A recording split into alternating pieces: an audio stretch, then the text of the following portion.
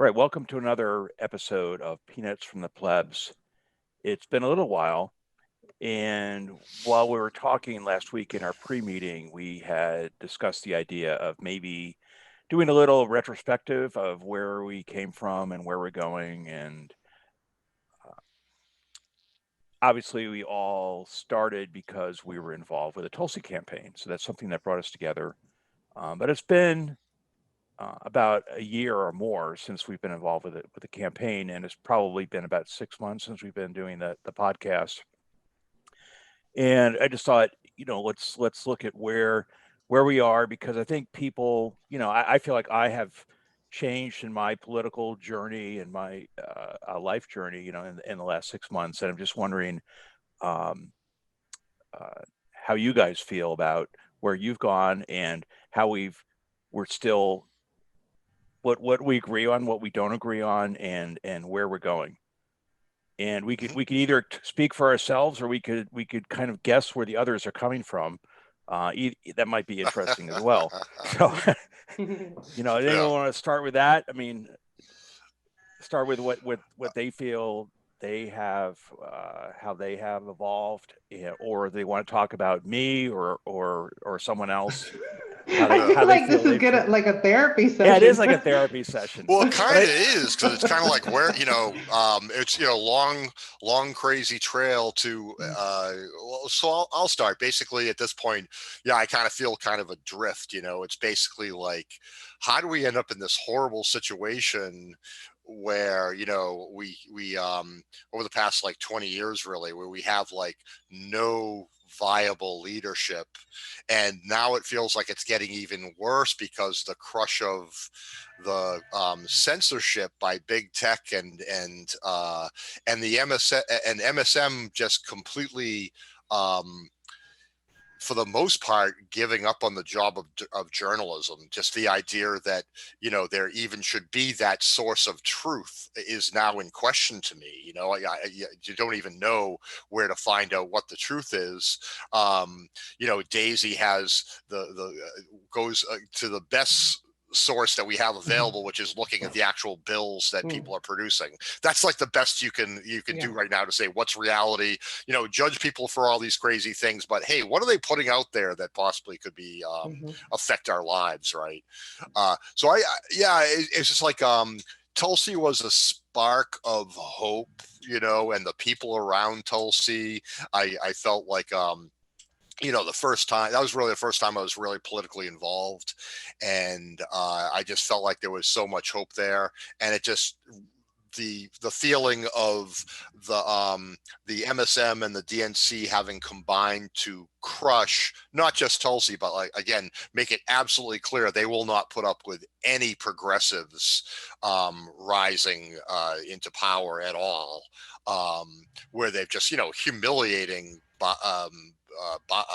Bernie at this point, making him basically, bow to Biden when Biden's basically, pissing on him, saying this, there's no way you and Warren aren't going to have any position in our cabinet, and we're going to hire all the worst warmongers you could possibly, the guy on the board from Raytheon for defense, and Susan Rice and Neera Tanden. It's like, it can't get any worse. So I'm just kind of, despondent, depressed, along political lines at this point, and just kind of waiting. I'm kind of waiting for, okay, get on with the Biden administration.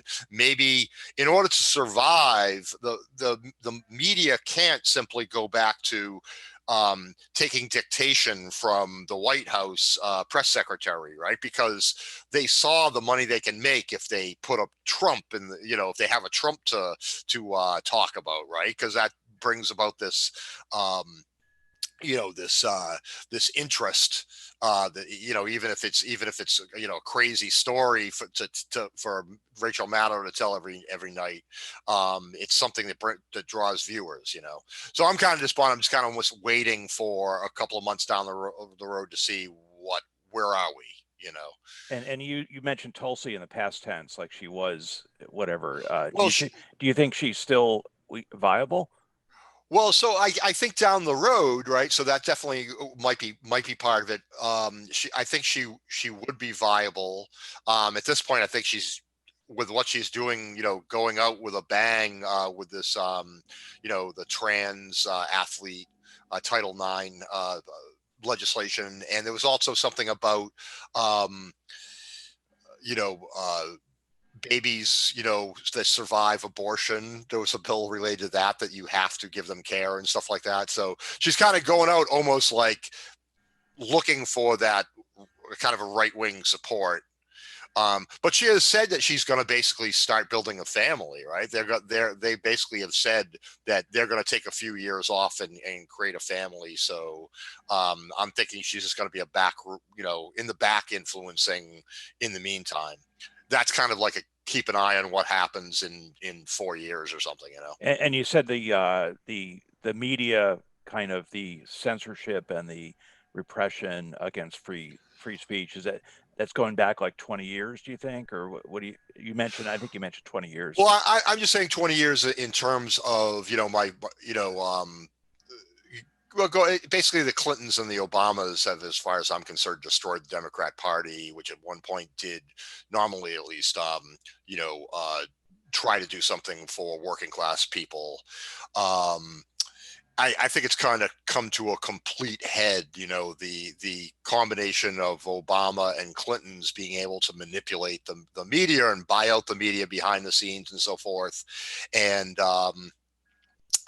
a story related to that, I used to go to this this discussion website called The Discussionist, and it had like pretty good discussions going back between the left and the right. At one point, I went to go back to that not that long ago, and when you go, it takes you to Black Lives Matter website.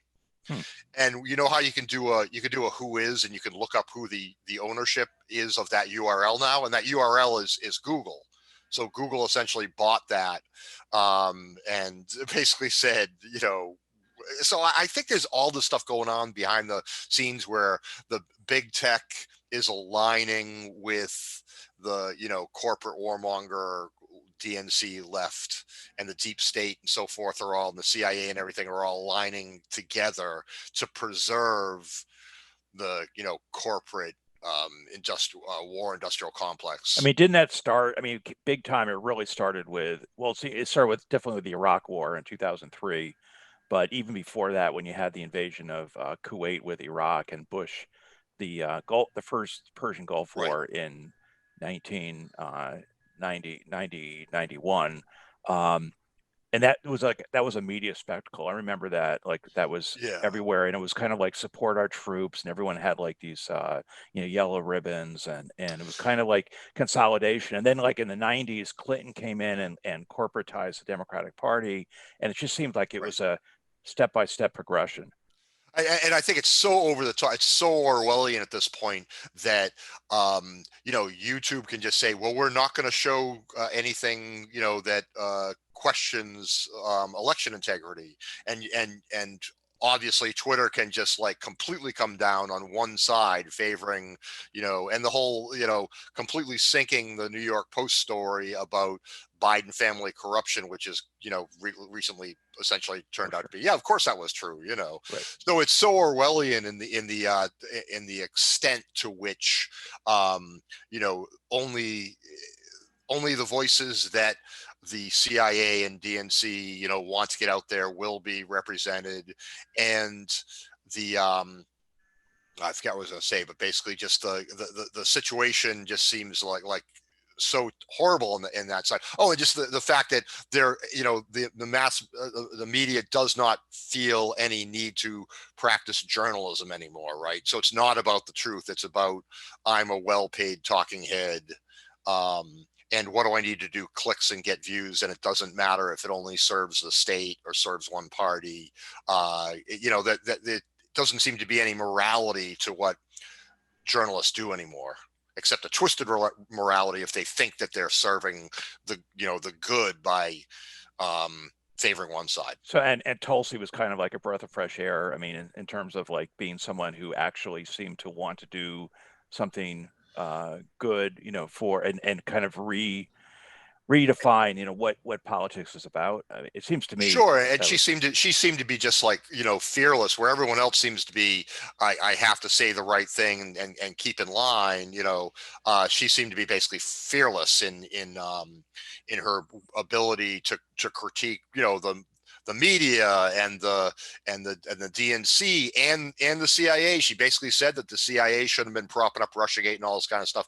So she was, all the things that I was thinking really need to be brought out, and the American people need to be woken up to the bad direction we're heading in. She talked about. So I don't agree with everything with her, but those are extremely important points. What's the path forward in the big sense, and then maybe for our podcast, but in terms of, if there's so much censorship and all these things taking place, and they seem to be like long-term trends that are just getting worse and worse and worse, how do we counter that?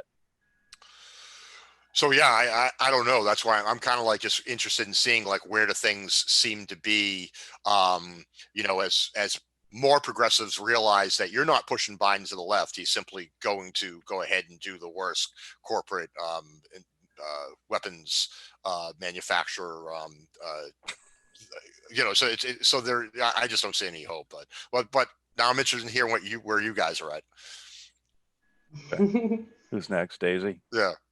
All right. So for me, it's weird because I was, preparing for this. I was thinking back to this test that I took that everybody was taking to see where they lie on the political spectrum, right? Oh yeah. And at the beginning of the year, remember this is when I took this test, and it said that I was left libertarian, right, or libertarian left, or whatever. Okay. Which I felt that, I wasn't surprised by that result, Yeah. Duh. What is this test, Daisy? In case I want to take it, where did you find this stuff? I can look for it. Everybody was posting it. They did it like on the Convo Couch, and I think I did it. And like Big Talk, Little Talk, he did it on his show. You know what I'm saying? Like they did it live on his show, where essentially they just ask you these questions where to see, essentially where you lie, I knew I was like libertarian and obviously on the left. So like I said, it wasn't a surprise to me. But, as things have progressed this year, well, I guess I also agree with, with Jim that, working for the Tulsi campaign, for me, what really resonated with her was the fact that she was so willing to talk about at least trying to be a little less interventionist in our actions as a country. And the fact that she was willing to speak about things and holding people to account. And I think that, speaking truths into the ether, to let people know, using her platform to get that information out there and to let people know, like, you're not a conspiracy theorist or whatever if you're thinking that, that we are not in these countries with the best intentions. Right. And it's really for these corporations, and our military is just they are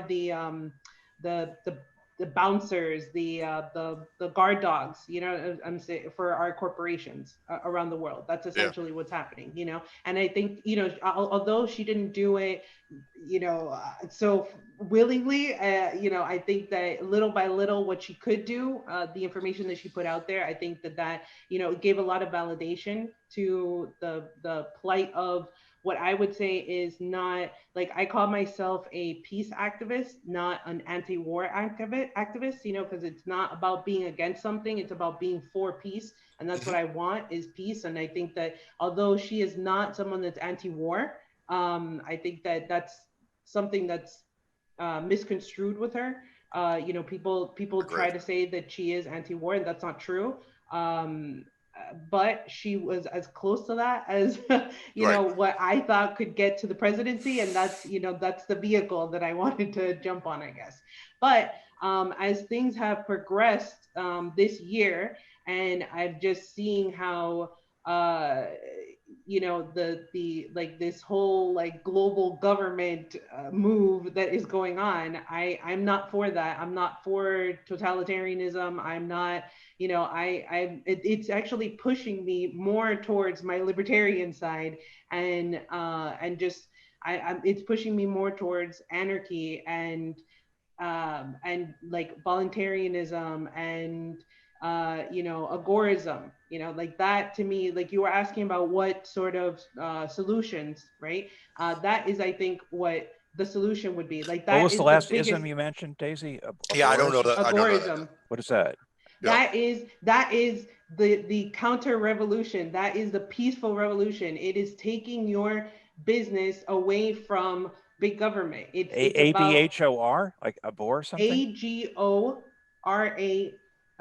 agorism, right? So you're talking Oh, like essentially like, Yeah, agora yeah, in Greek. like an Market, oh, agora. oh, okay, agora, right? okay.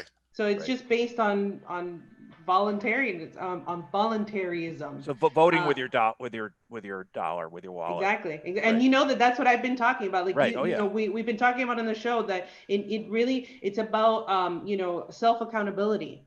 Mhm. That's what we've been talking about, that it really comes down to the people having to stand up and say, like, what we've been doing is not working. You know, what's happening now is that there's this push towards centralization of power. And I do not think that that is the answer. That's what other people think is the answer. I do not agree. I do not consent, and I and Right. I think that the answer is to push against that.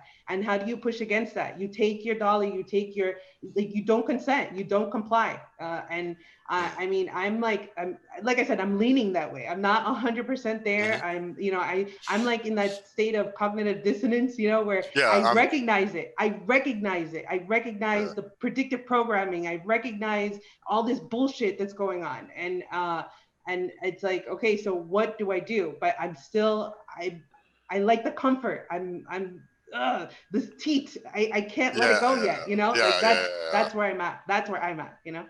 Yeah. And what are we heading towards? I mean, if we, let's say we build a movement and everyone's, you know, voting with their dollars, and we're resisting this, you know, what is it going to look like if it's successful? It will look like communities, it, people working in communities amongst themselves, instead of like you know, we've talked about the fact that I think that we've gotten to the point where we've like contracted out our government, you know, like everything. We want to like pay somebody to do something for us and not have to worry about it, you know. And that is, it's because we've turned a blind eye to whatever they're doing. This level of corruption, you know, it's insurmountable, you know, like it's Mhm. crazy, and it's rampant, and there's no way out of it, doing it the way that we've been doing it, you know. And so what it's going to look like is, like I said, just communities, people working with each other. So there's actually, so Derek Bros is somebody who, he's a journalist, he's an activist, and he has been really pushing for this concept called freedom cells. And it's this thing called freedomcells.org if you want to check it out. And it's essentially, it's a platform so that you can find other people in your community who are like-minded people who want to opt out of the system.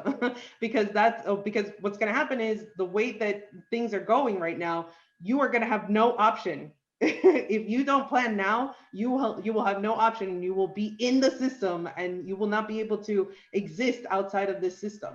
And if you don't want to be in the system, then you have to, I think you have to plan now, and you have to build a community. I think that that is like the most basic thing. That's how, you know, evolutionarily speaking, it is the most basic thing for us, you know, is to build a community, because we know that for survival, that is our best bet, right? But is Uh, there anywhere But that this community exists already? I mean, like yeah, where, that's what I have to. Yeah, they have. I think it's like 7,000 people across the world have are signed up to this, and it's like, I think in Houston is the one that Derek Bros is heading up. And I mean, if you go to theconsciousresistance.com, Okay. I mean, they put out him and John Bush, dude. John Bush, he really talks about like all this kind of stuff about agorism, and I mean, it's really incredible, all the information and what they're really doing. They're trying to build a network, you know, and I think this is the answer. But like I said, this is just my opinion. Can you put these links in the comments? Yeah, yeah. I will. So I know we probably don't want the whole show to be about this, but I am fascinated with. So in order to, do they try and stay like under the government's like radar enough by like, do they pay taxes so that they're not targeted, or how does that work? I think, I mean, that's up to you and your Yeah. cell. That's the point. Okay. It's supposed to be what works for you and your community. If you just want to build a community that is, you know, on how to become more sustainable, and eventually, you know, like there are other groups that focus more on living outside of, you know, what would be having to pay taxes and stuff. Right. I think, remember, we are on Google, so so there's not like an overarching defining principle regarding that. It's kind of like, no, because it's decentralized. That's the point. Is to be decentralized. That's fascinating. And that's why I think that's the answer. That's why I don't think that having this global government, having these few people deciding what is right for everybody, I don't think that is the answer. It's just like how, you know, like how now they're pushing for this whole vaccine thing. It's like, how can you push for a vaccine for everyone to take when there's nothing in medicine that you can blanket give anyone? Like, how does that make sense to anyone? You know, that's really scary, the fact that this is what's being pushed. And if you go against that, then there's something wrong with you. Well, and also, you know, like, that's crazy. Also, the idea that you could even question, not even say no, it's not, but the fact that you could question something that's been developed using this RNA technique, which is a whole new method, right? And the whole idea that you could even say, I want a little additional, you know, testing or information. I don't want it really to be fast tracked. I kind of want a little extra testing because this is brand new. Right. And it's like, having informed consent, having autonomy. Like, I believe in that. I believe in having autonomy, you know? Yeah. That's my thing. And that's part of the, you know, the Orwellian stuff is basically that we could be in that, they could be using that to head us towards show me your papers regarding the vax that we've talked about. That basically there could be this, in order to do anything, in order to get on that bus, in order to go to work, you might have to prove that you have the papers that you took it, you know? Right. Yeah. Power corrupts, and absolute power corrupts absolutely, right? Yes. That is true no matter what. It's sad, but it's true. Yeah, there are a lot of people that do give weight to the idea that, you know, all the powers in the world are aligning to try and create this one world government kind of situation. The thing is that it like, people don't understand, it's happening already on the economic level. Like, like the central banks, they're coming out with digital coins. This whole system is coming out, whether we like it or not. That's what I'm saying. That the system is going to change, and they're going to change it whether we consent to it or we don't. These banks, you know what, they do what they want. We have no control over what happens with these banks. And I mean, to a certain extent, when we vote, when we, you know, pay our taxes, all these, we are consenting, we are complying, you know, to a certain extent. And like I said, I'm at that point where I have that cognitive dissonance. I'm like, I don't know what to do. I know what I should do, but I can't. It's like, you know? Speaking of which, it's kind of funny. My wife and I just finished watching Netflix series. It's like 4 parts on the Unabomber, Ted Kaczynski, and his whole thing was all about, you know, anti-industrialization and the threat of technology and what supercomputers might do when they you know, completely evolve. So it's kind of like, it's kind of funny. We are absolutely you know, we benefit and we're threatened by evolving technology. And I think it does give so much power to governments that will allow them to control us. And where something that would have been unthinkable before from an Orwellian authoritarian perspective will become doable. When they can have tiny but it's only because we comply. Really, that's what it comes down to. We are now, right. You know, and a lot of us comply out of convenience. That's what I'm saying. That's absolutely most of what it is. Absolutely what most of it is. So that's why I'm saying, I think that it's like, it's really about having that self-accountability. It's really holding yourself. I completely am self-aware. I am self-aware of the dualism here, Yeah, within yeah, me. Uh, yeah. that I'm working out, and and like I said, I'm leaning towards one way, and I'm hoping that I can get there, but it's a journey, I guess, right? Yeah, yeah. That's what we're talking about, right? How we That Right. our are going on yeah, a journey. journeys. Yeah. What do you think? What's up with you, Steve? Where are you at these days, and what has your journey been? Well, I mean, obviously, Tulsi was my first. Well, I was tangentially involved with the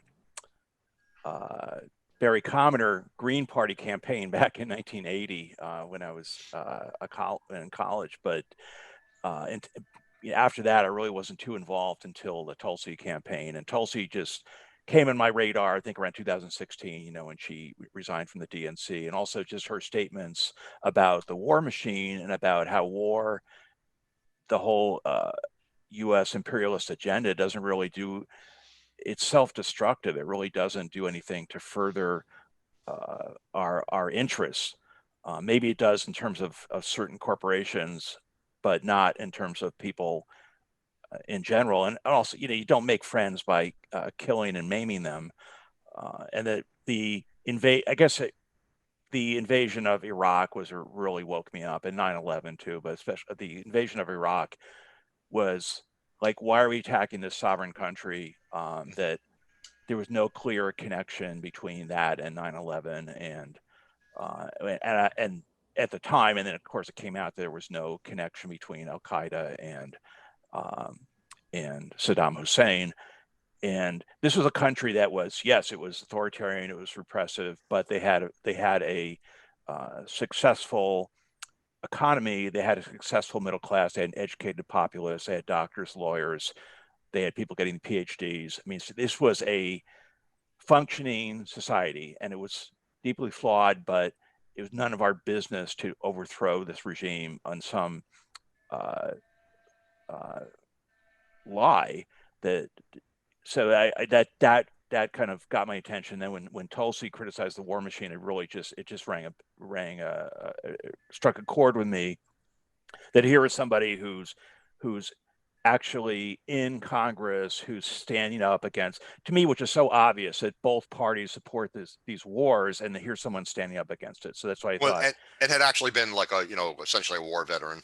a war veteran, and I just Right. thought, so she was on my radar. And then as soon as she announced in January of last year that she was going to be a candidate for president, I was like, I'm there. This is even though I didn't know. I thought maybe a miracle could happen. She could get elected. But I thought she was first candidate in a long, long time that I really got excited about, because she stood for um, peace. I mean, obviously, we have enough problems without creating problems with war, and it's just you don't, you know. We're suffering the effects of the Civil War in this country now. I mean, it's 150 years later, and we're still suffering the effects. We have this division between, I think, the division between the right and the left, Republicans and the South and the North. It's still there, and this Civil War made it worse in some ways. I'm not saying that we shouldn't have fought against slavery. Yes, we should, but were bullets the right method to do that? I don't think so. And I think we're suffering the effects of that now. And I think you look at World War II, had so many, I mean, had so many effects in history. So war is it's like a poison, and it really is something that's not just bad in itself, but has it echoes into the future and the negative ramifications of it. And I think Tulsi understood that, and that's what attracted me to her campaign. But going to the present moment, I feel I tend to be libertarian, but less libertarian, I think, than maybe you guys.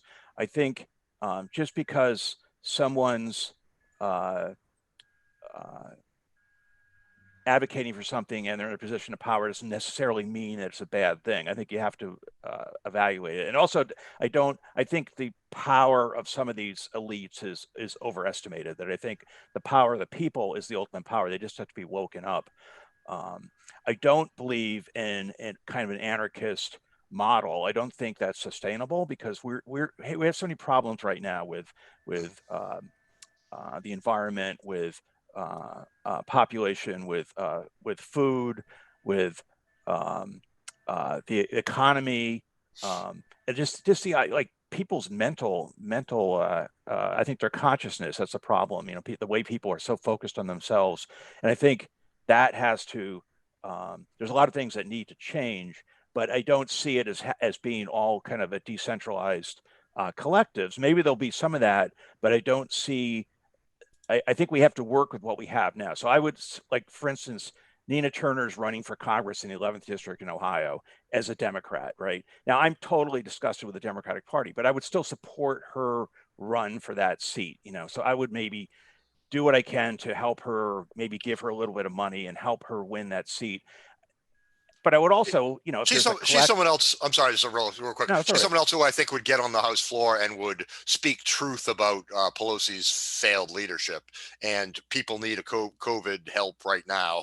Yeah, I mean, and she might, she might disappoint us. Who knows? Like, she might sell out, or I don't know. But I'm just saying, at the present moment, I would feel like, okay, that's someone I want to support that trend. Or I would say, and with the whole pandemic thing, I think, I don't know what the origin of this virus is. I think there's a good chance that it's something that was, if not engineered in a lab, it was modified in a lab to make it more potent or whatever. But I think it's a real thing. I think people are dying from it. You can argue about the numbers, but I'm concerned about it because I know people who have died from it, or have, maybe they would have died from something else anyways, but I'm concerned about it. And I'm not just hook, line, and sinker, wait till we have a vaccine, I'll take the vaccine, whatever. I'm going to take it one step at a time, but I don't think it's necessarily one big plot, because if it were a big plot, it doesn't really make sense because it's a worldwide phenomenon.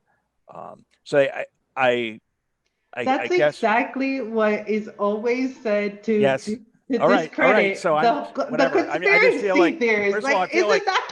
okay, I'm just saying. right, That's the first thing that came to mind. That's all I'm but saying. I also That's feel all like I'm saying. I'm a 63-year-old guy, so I am one of those people who is more susceptible to it. So am I going to take a chance that I don't want to come down with this? So I'm taking precautions.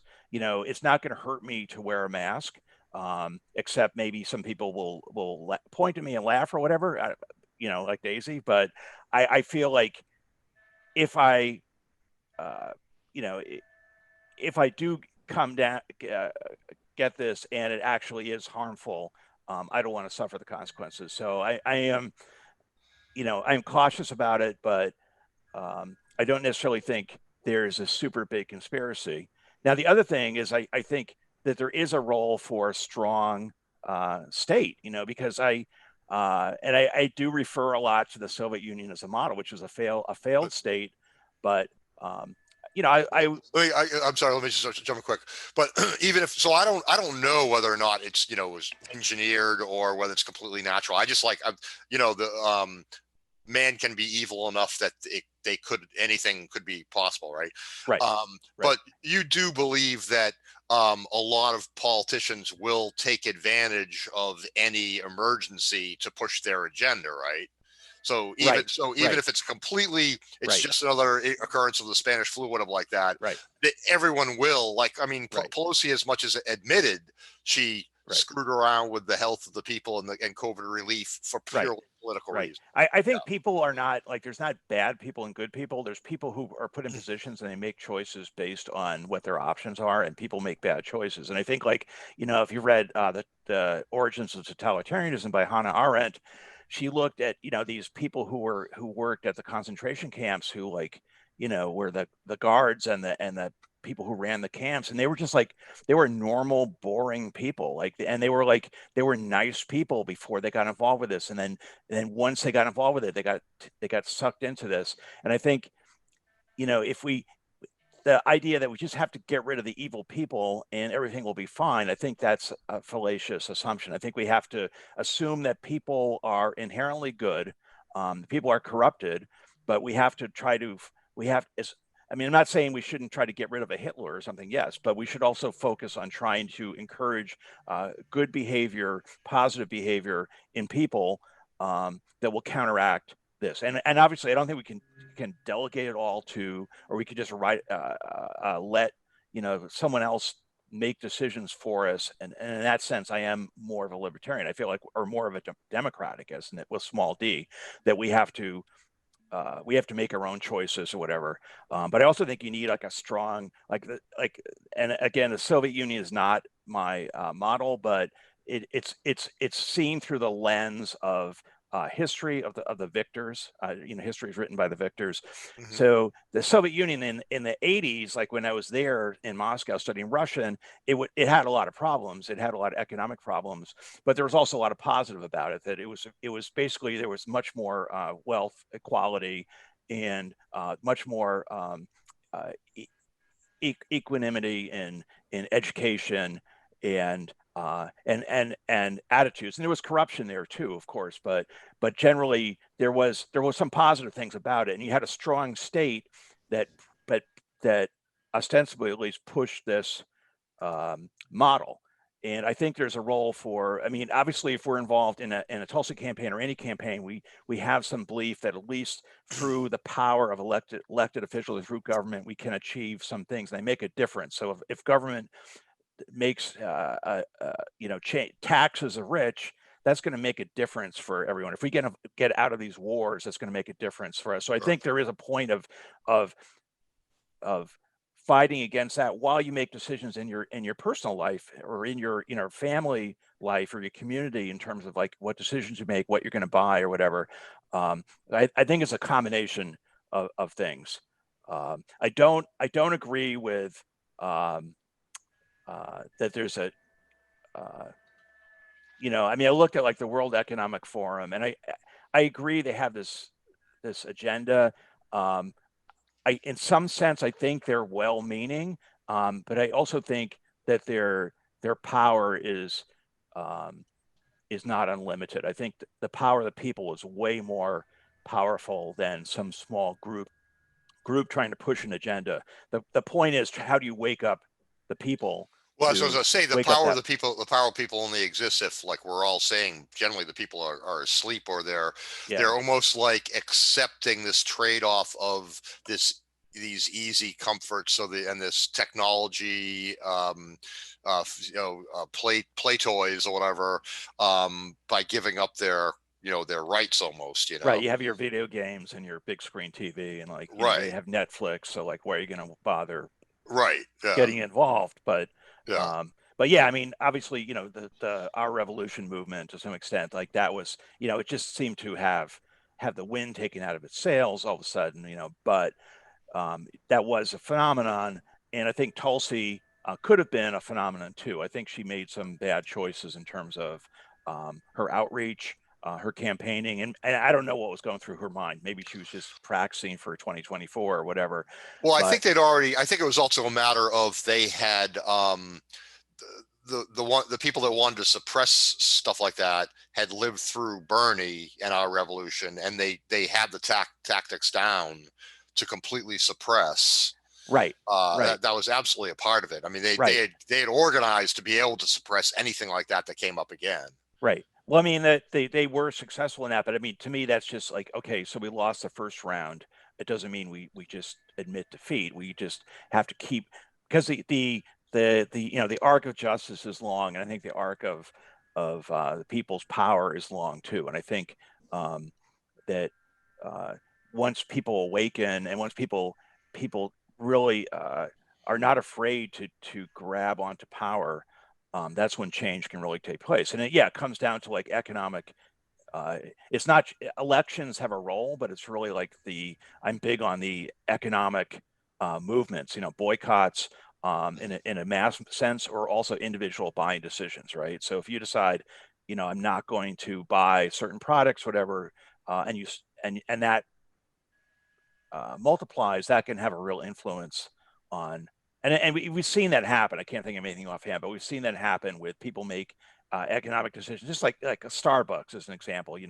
When Howard Schultz announced he was going to run for president, people were disgusted and they started boycotting Starbucks. That had an immediate impact. So I mean, there's ways that people can have an immediate impact, not just at voting.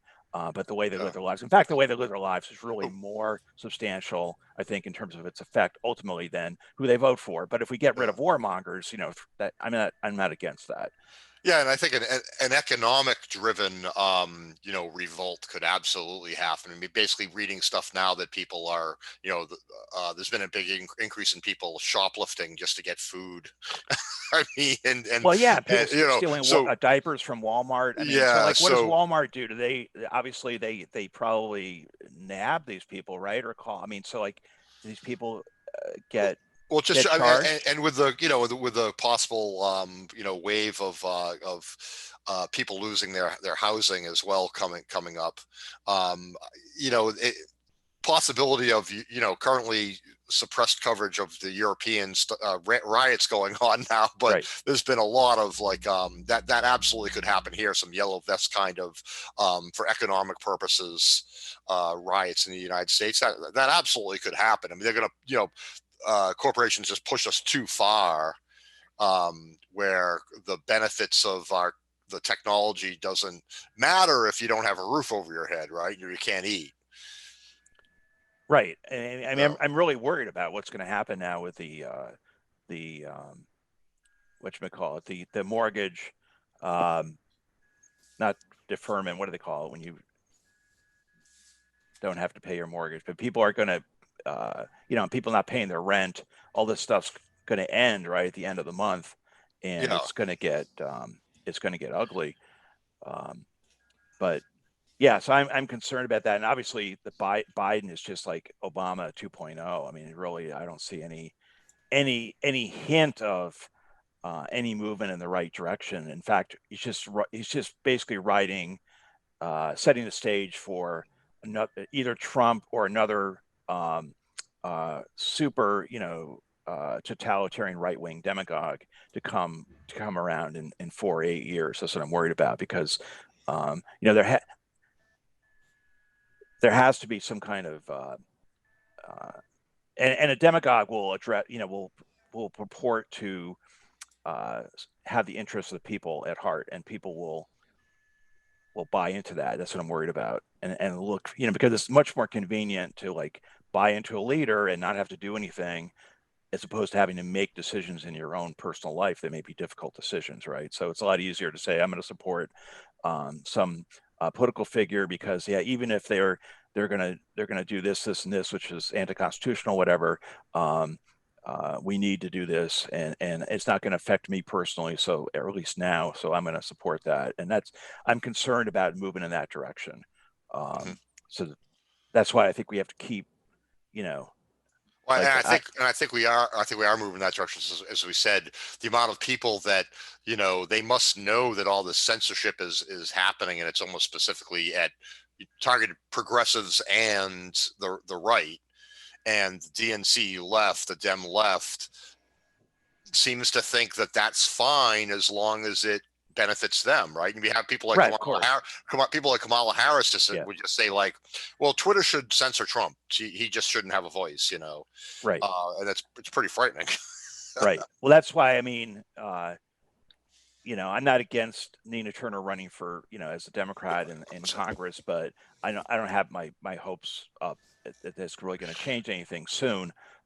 Maybe if there were 100 Nina Turners in Congress, that might change things. But at this point, no, it's not going to change anything. And I don't have expectations, you know, with, I mean, I guess you know, think of Kamala Harris and Joe Biden as not even liberals really, but they're kind of like they're not progressive. You know, like they're not interested in progress. A progressive is interested in progress, and they're not interested in progress. They're interested in basically, you know, maintaining the status quo. In fact, they're in some ways they're more um, conservative than you know some of what Trump espoused, right? So like they, Oh yeah, you know, in terms of at least Trump raised some of these issues. You know, he attacked the Iraq War in 2016. That helped him get elected. I mean, he said right. this, and that was like heresy, right? As a Republican to say that was a huge, big, fat mistake to invade Iraq, right? But that resonated. So I think he was onto something. I just don't think he was the guy that had the uh, you know skills or whatever you call it, the wherewithal to kind of pull it all together and keep it going, make it into a movement. But anyways, I've said enough, so I'll shut up. Daisy? So I will give a little pushback though, because Okay. I feel like I don't know, like so the difference I think between how you're looking at it and how I'm looking at it is that I think that we don't realize the power that we have, but we don't need to give that power up to anybody else. We have that power within ourselves, and we have that ability to organize amongst ourselves, and we don't have to give that power to a state to organize for us. Do you know what I'm saying? Because I think that has led to, again, this centralization of power to the point where even if you don't just like looking at like the numbers of everything that's going on, if you look at the way that some states have handled putting curfews and like the lockdowns and all this kind of stuff, like those things are being determined by a select few who they don't care whether or not you want to be governed that way. And our government is not supposed to govern the way that they want to govern. They're supposed to govern how we want them to govern. So that's what I'm saying, that if we are constantly looking for like that power that we have, but to give it over to somebody else to reign over us, you know what I'm saying? Like that is where I see the problem. That's Yeah, I mean, what I I'm agree like with that. pushing against, And it's been like that for centuries. I feel like for centuries you had, monarchies, you had basically people. But I feel like that's always the answer that you give, is that, oh, but it's already been like, but that's what we need to change, right? In order to evolve, in order, like you're talking about what's the future, what's a way to change this is a way to change, not continuing on the same route. I just have a million questions about like how that transition happens, because the inherent conflict in, at some point the state is threatened, right? And like, if you were to have like essentially, an autonomous zone or a people's zone, a freedom zone in Massachusetts right now, would they say that you don't have to abide by the curfew that's being, mandated at the state level, right? Mm-hmm. So there's all these inherent conflicts. So I'm just wondering, that's not saying it's not a very interesting idea. I'm just not sure how it comes out in practice. Well, I mean, it's not like, that's how I look at things. And the whole point of having like a voluntary type of mentality about things is that it's not for me to implement my way of being onto you. Right. The point is that if I want to opt out, I should have the option to opt out. You know what I'm saying? Like, you do not have the right to rule over me and force me to do things. That's the point. And technically, when we are voting for a government, that's what we're asking for. I've gotten to the point where so we were talking about the Tulsi bill, right? And I read the article that you sent, Steve, and I didn't look at the piece of legislation, so I can't really, but going off of what they said in the article is that they would pull funding from schools if they didn't adhere to this certain to like having transgender kids, like I don't know, that the rule is that they're supposed to adhere to if it's you're born as a male, that you can only play in male sports. I mean, I don't know how you would, like, that's so weird when you start getting schools involved in people's medical history, and you know what I'm saying? Like, I think that is all convoluted, and that's why I think that really what we should be. In other words, I was disappointed that she would put a piece of legislation out like this, if that is the truth, that that it would withhold funding if you don't adhere to this. You know what I'm saying? I don't agree to that, because if anything, it should be that you are advocating for less powers from the government. Like, what we really liked from her was that what was it, the Presidential Powers Act that she had put out, that piece of legislation that would be lessening presidential powers, right? Their ability to just have carte blanche essentially to do whatever they want, you know, like that we really admired in her, right? The fact that she would go and do something like that, especially when people kept saying that she was doing this because she wants to have more power. And it's like, okay, well, this is something that would lessen the powers of that she would have. So I respect something like that. But her doing something like this where it's like, so you're implementing more rules for us, why, like more and more like arbitrary shit, you know, where that's where I think that that's a misuse of what we would think of as government, that in my opinion, you know. I agree with that 100%. And also I feel like, first of all, like I think the whole, sports and all that stuff, like I just think it's a bunch of bullshit. Like, first of all, why should the federal government be involved with it? And number two, like I don't really like organized sports, like professional sports. I think sports are great if you're playing against your friends or whatever, and it's exercise, and yeah, you have a winner and a loser, that's great. But like, this whole idea of like, Christopher Lash wrote about this, right, in the 80s, whatever, that, people go to these big sports events and stadiums and you root for your team. And it's almost like a kind of tribal, like a lower level of consciousness where people are just like focused on the team and everything. Like, why is Tulsi concerned about teams? And then, obviously, yes, this is a top down type of thing, like we're more control. I don't see why we really, why that's so more important than, why aren't we concerned with the militarism and with, and also just from a practical point of view, as a politician, like this is like suicide, because she has a record of being, she was, had, when she was against homosexuality, right? And yes, she disavowed that, and yes, she disavowed that before Hillary Clinton and other people came out against, Defense of Marriage Act or whatever, man and woman. She, but she, rightly or wrongly, she's going to be attacked for that, because they're going to say, see, people are going to say, see, this is the same person who was anti-gay back in 15 years ago. Which now, can I just say? no, That, I'm just saying people are going to attack her for that, and I wouldn't attack her for that, but people are going to attack her for that, and they're going to say, look, and she's going to lose a lot of support, because this is a lightning rod issue. So a lot of people are going to, who might have supported Tulsi, like people on the liberals who might have supported Tulsi at some point, are going to say, oh, I can't support her because she's against trans people. Yeah, if we were still trying to make cold calls for people to support, this would be just as difficult and trying to explain as the voting present on the impeachment. Right. It's like, why are you making yourself a lightning rod? And I think she's got a reason. I think there's a reason she's doing it on her way out the door.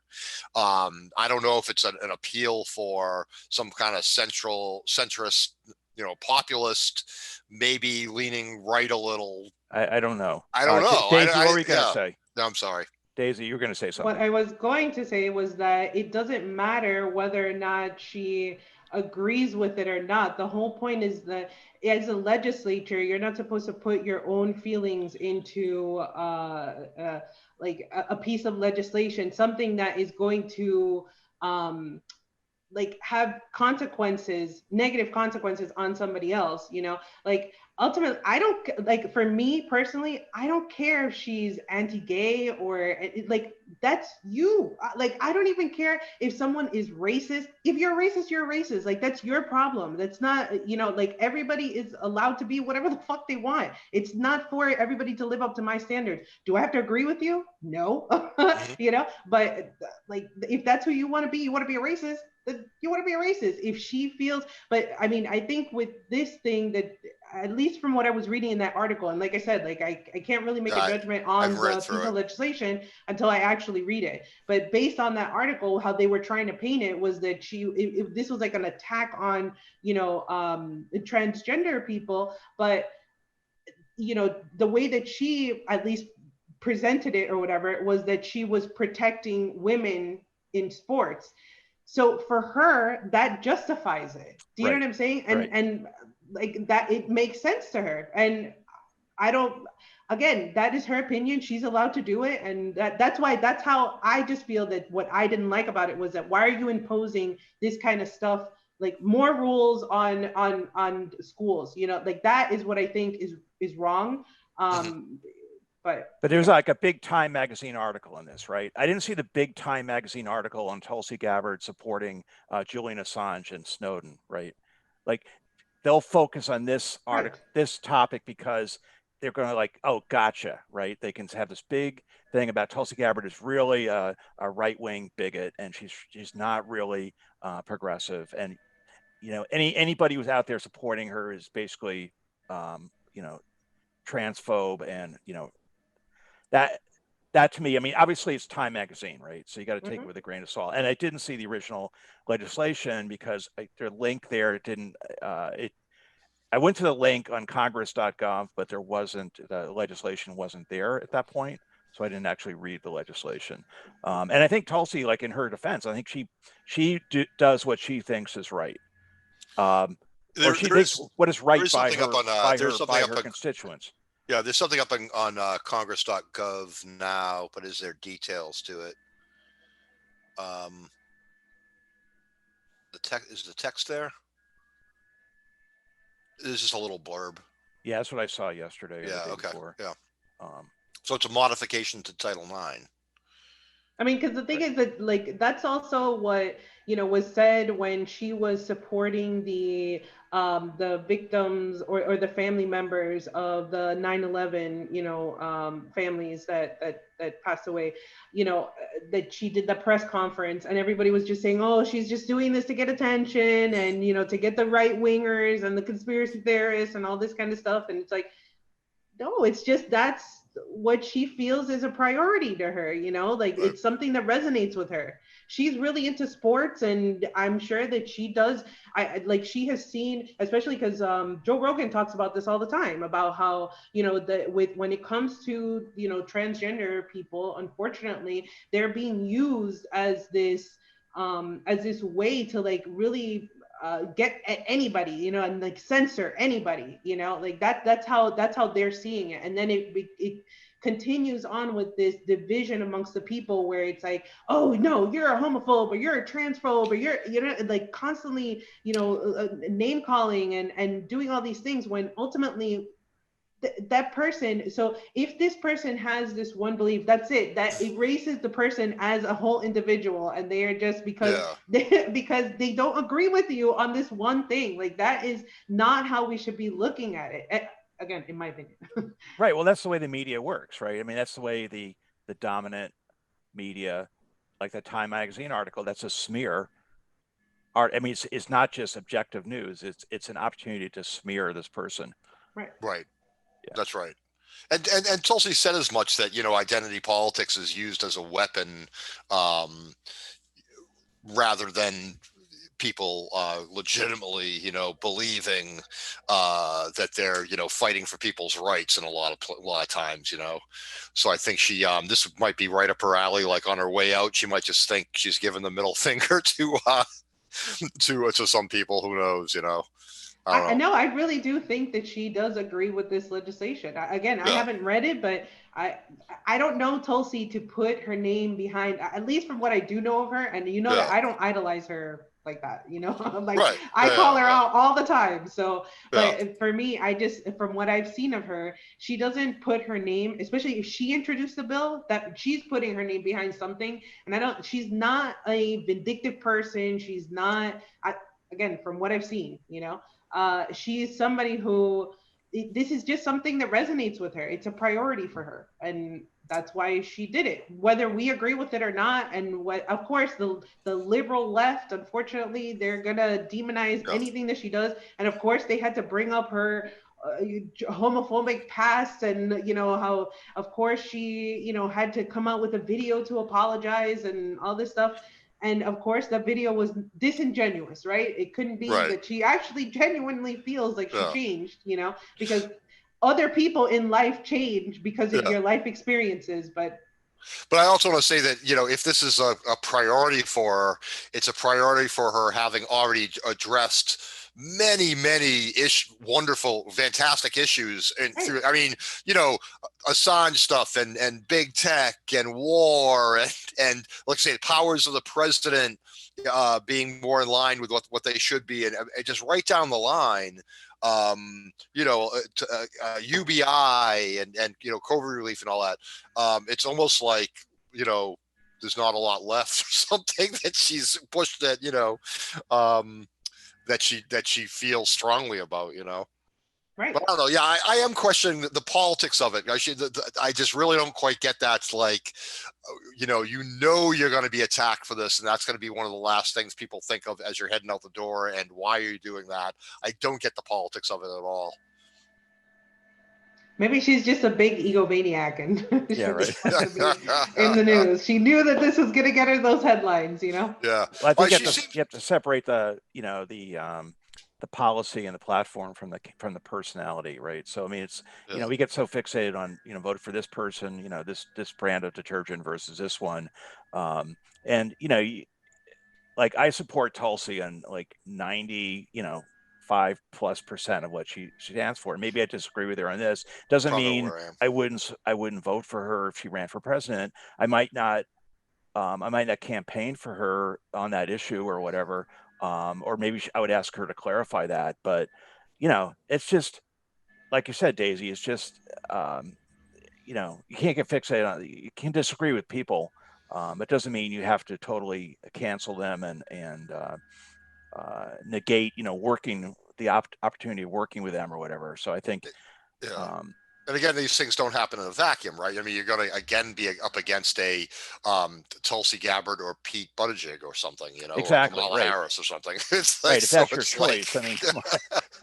Yeah. So, okay, I have one other topic I wanted to discuss, which is kind of a quote fun, unquote topic, but also I think it's a serious topic. So anyways, I don't know if you saw, but last week there was an article in the, I know you all read the Jerusalem Post, right? No? Oh, I know what you're going to say. Yeah. I see links to it occasionally, like, oh, you got to see this in the Jerusalem Post. Yeah. Well, there was an article in the Jerusalem Post about the former head of the Israeli Space Defense Program, Haim Eshed, who's 87 now, but he was the head of the Israel's Space Defense Program for like 30 years.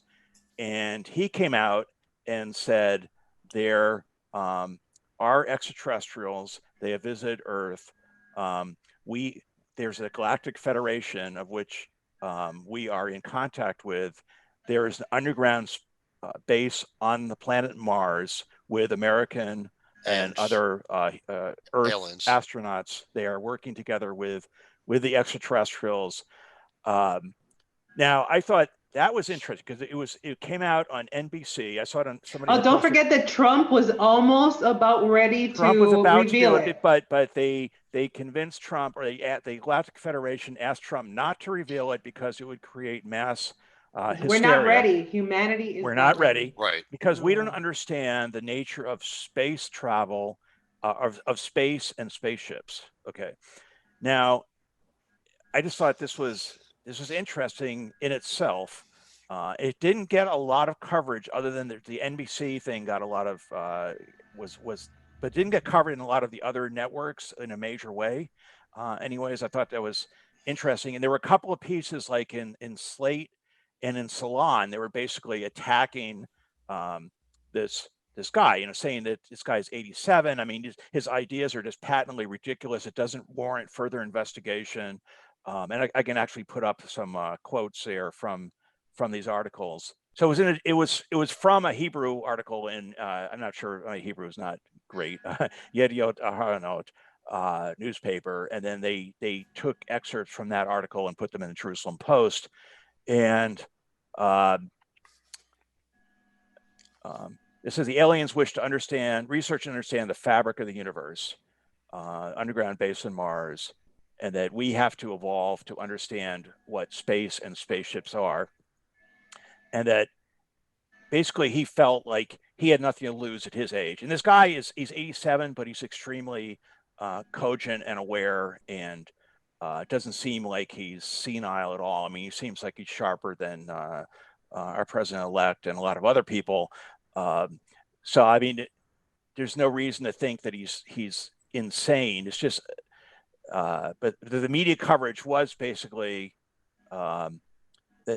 here's a quote from the well, first the Salon piece said either he's mentally ill or he's lying. They wouldn't even consider the possibility that he's actually saying there's some truth to what he's saying. And in the Slate piece by Hugh Mann, just a quote, "That's ridiculous. Haim Eshed's carbon-based neurological organ is simply malfunctioning as he nears the end of his pitifully short biological life cycle, and there's absolutely no reason to look into the story any further." Okay. That's weird. Well, I just thought, okay. Yeah. Why is that guy taking it so personally? It's like, half the population probably believes that there is intelligent life, and now I am, I don't believe every conspiracy that comes along, but I do think there's a lot of evidence for, a lot of people have said, they've seen evidence, or they've had contact, or they've been abducted. And one of the people is the former defense minister of Canada, Paul Hellyer, he's like 90, 95 or something now. And he is treated as another one of these kooks, but for like the last 20 years, he's been saying that, yes, we've had contact with these extraterrestrial species, and they're very interested in Earth, and they're very concerned about Earth because of our path towards self-destruction, and the appearance of the Roswell crash shortly after the atomic tests and the dropping of the atomic bombs in Japan was not a coincidence. That this was actually that somehow that was that note. We had invented some toys that were very dangerous, and they're kind of like want to take the matches away from the baby. Another one is Mike Gravel, who also has given credence to this and said there is evidence that unidentified spacecraft or aircraft have appeared above nuclear missile silos, not only in the U.S. but in Russia as well, and have taken these missiles offline for periods of time. So whether this is true or not, I just think, first of all, it deserves more investigation. Why isn't there any follow-up interviews with this guy and saying, what do you mean by this? Where in Mars is this base? And right. Giving him at least, because this guy's respected, he's won all these awards, he's had multiple academic positions. He is extremely, up to this point, has been extremely respected. At least you would follow, it seems to me, you'd follow up with, okay, let's give you the benefit of the doubt. Because if I disagree with somebody, I feel like, okay, I want to hear you out why you think this way, and maybe you'll change my mind. I mean, I don't know, but at least I want to hear you explain further. And all we have is this excerpt from the Hebrew newspaper in the Jerusalem Post. And why are we going to ask this guy, give us more information about what you think? But it's just like attacking this guy. And to me, it seems like, well, why would you attack this guy and not follow up unless you have something to hide, right? Yeah. Fascinating. It is interesting that you talk about like the take the matches away from the baby. It's like, well, but we have had bigger and bigger matches since 1945. But it's amazing, I guess, that maybe it's an explanation that we haven't actually gotten burned again, except for building nuclear energy sites in the path of tidal waves and things like that. Well, apparently he said that there were several instances where they prevented nuclear explosions. So I'm saying I would think that in order for us to still exist now, with having so many idiot leaders in charge of nuclear weapons for 2 generations at this point, that's that's as plausible as a reason as I can imagine that we actually are, that someone is actually intervening. I mean, I think it just warrants further investigation. I would just ask this guy, let's get some more details from you about this, and then it will come out, okay, this guy is totally bonkers, or else, okay, there's something there. But the fact that you just shut this guy down and don't do any further research at all, to me, is like, that's suspicious in itself. Why wouldn't you? So it is interesting why have there been no follow-up interviews, right? And like the Salon article or the Slate article said, that they okay, so supposedly we have to understand the nature of space and spaceships, and he said this is ridiculous, But on the other hand, quantum physics has demonstrated that we really don't understand the nature of space. For instance, there are entangled particles where you can have one particle here and another particle at the other end of the universe, and you change one and the other changes simultaneously. So they're connected faster than the speed of light. Like the idea of distance I thought they've essentially done experiments that show that they've been able to do that. Right. So the idea that we have a three-dimensional space and that we have to have propulsive propulsion systems to get to Mars or the moon or whatever. Maybe someone else has come out with a better system of transcending the idea of because space is a mode of perception than an actual reality. I mean, it's reality, but it's part of a bigger reality, and maybe things are more connected than we think. And anyway, I just thought, like, this is really interesting. I'd like to know more about it. I'm not going to just take it hook, line, and sinker as proof, but I would like to hear more from this guy. And why is he just being shut up? Yeah. See, for me, I think that, well, first, I don't trust anything that comes from Israel or the United States, because we know about, I mean, when it comes to surveillance and all of this kind of technology, it's pretty much been tested out on the Palestinian people first. It's been their test run, and then they kind of implement it and they sell that across the world. Their whole security state that they have created, they sell that to countries all around the world. So in that sense, they're well known for propaganda. Again, we can thank Obama and the 2012 NDAA for making it legal for the United States government to propagandize its people in order to combat foreign misinformation. But anyways, so that's one thing. But I mean, my question is really, I don't know what the hell's out there. There's lots that's going on around us. It doesn't even have to be out there in space. There's lots going on around us that we can't even see because we don't have the proper senses to be able to pick it up. So in that, I'm not negating the possibility of anything, right? But my question initially is, if they are technologically advanced enough to make sure that to kind of be our nannies, and make sure that we don't obliterate ourselves, why do they need us in order to understand the universe? That is just what my question is when it comes to when this story came up. You know what I'm saying? Like, why would they need us? Obviously, they're advanced enough to, take care of us, then why? You're saying, I don't why would understand they what need us for? Why would they need us? To understand the universe? Like that's what the military guy said, right? He said that they need us to understand the universe. No. What they're saying, what they're saying is they don't want to shock us by letting us know that aliens exist until we understand, until we're able to accept the existence of aliens. Is that what he said? I don't think so. I think that's the implication. No, that's not what he said.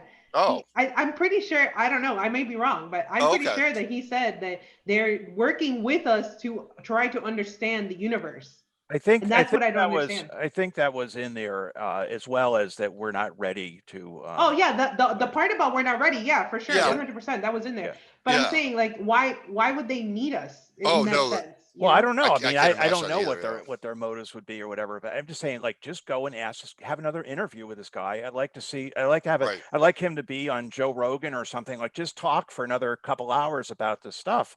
Maybe it's all BS. I mean, I'm sure he will do that because maybe Joe Rogan has people all the time. Or maybe he'll just, he'll end up having a heart attack, and we'll never hear from him again. I don't know. I wish we would hear from him. And yes, I understand the criticism of. I have some friends, who are more mainstream, and they're like, oh, these conspiracy theories, you're concerned about aliens or 9/11 and stuff. You can spend all your time on this and it's distracting you from the real issues. And I understand they got a point, but to me, if there were some truth to this, and there seems to be a lot of circumstantial evidence to support this, like, why this would be like this would be huge if this would actually. I mean, there was a New York Times article in December 2017. There was a front page article about U.S. aircraft seeing things they couldn't identify, right? Yeah. So So that was like, there and there's also that documentary called The Phenomenon, which I haven't watched yet. But Harry Reid does an interview in there, and Harry Reid's a big supporter of this.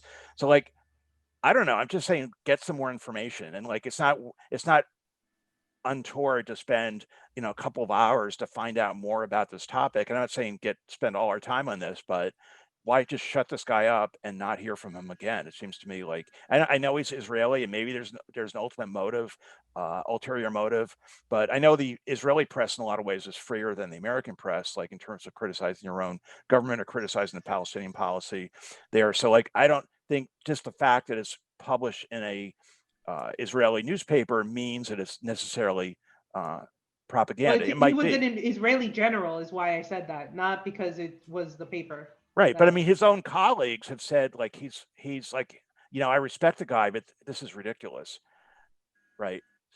So I mean, it's not like they are promoting it. And what would the I don't know what their motive would be to do this. And maybe I mean, you got to remember that we do have the Space Force now, right? And they do need to validate their necessity for that, even though what they're really doing is just using like satellites to be able to fucking drone strike people, right, or like kill people that way instead of, you know. Right. Well, all I'm saying is just give this guy a chance to talk a little bit more. I'd like to hear from him. That's all.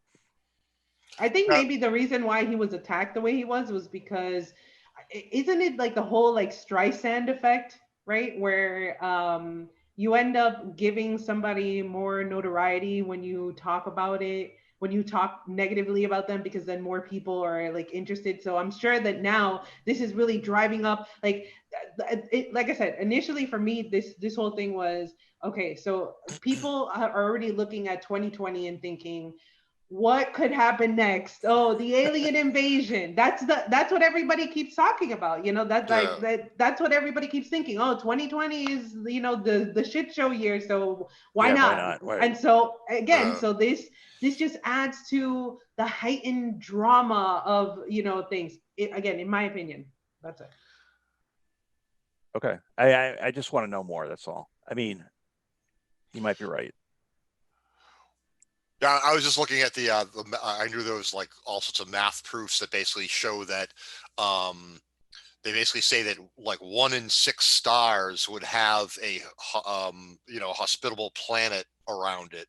And if you just do the math there, within the galaxy, there are probably 10,000 more, because there's a Drake 10,000 equation, societies. Right? That's what this is using. The Drake equation. 10,000 societies, you know, based on out of every star, there's going to be, you know, out of so many stars, it's going to be this and whatever. And there's 100 billion stars in our galaxy. Right. There's 100 billion galaxies, right? Yeah, they say like, that out of it's like every 6 stars, there's one planet that's in that sweet spot where the Earth is or something, and has the right density or whatever, you know. Right, and maybe Mars was in that sweet spot, you know, a billion years ago, because the sun was different, you know, back then. And maybe there was, you know, and also there's like, for instance, like on Mars, there's all this evidence that there's xenon 129, which is an isotope of the element xenon. Now, the only way that's produced is through a nuclear explosion. Like, it can't be, it does occur naturally in small amounts, but it's all over Mars, right? So like, there's been speculation on why is that there. So I'm just saying, like, it should be investigated. It should be investigated more. I find it, you know, like Sagar on the Hill Rising. I just find it an interesting topic. I think it shouldn't be ridiculed. I think it should be investigated, just like anything else. Sure. All right. Thanks for watching, everybody. We'll meet again. Thanks for watching. Take care, folks. Bye-bye. Bye. Bye.